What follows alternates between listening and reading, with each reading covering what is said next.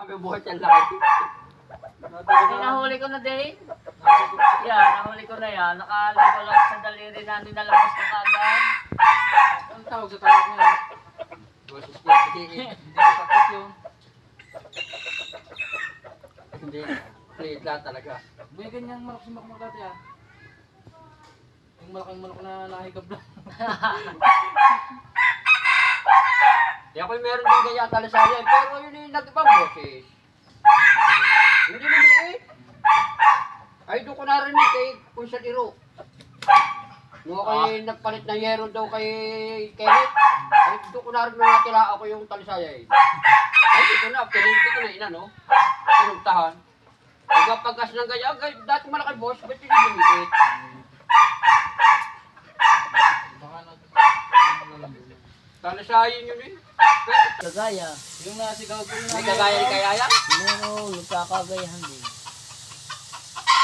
Eh, ba't ang busino sa Kayaya, iba-iba? Ay, busin na yun eh. Tamang papa, pare-parehas. Oo. Sa motor, nagkakapara-parehas. Pag motor, para sa tunog, ano? Sa busina yan, eh. Siya talaga iba-iba.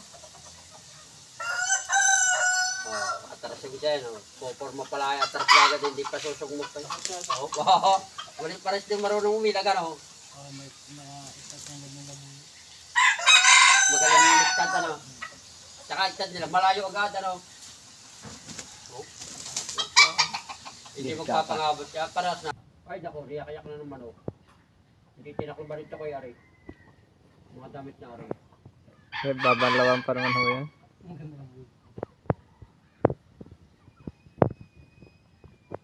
Ayun yung huli, ito kaya huliin mo yung nadya sa luming mong nakalpas mo, yung pinalpasan mo.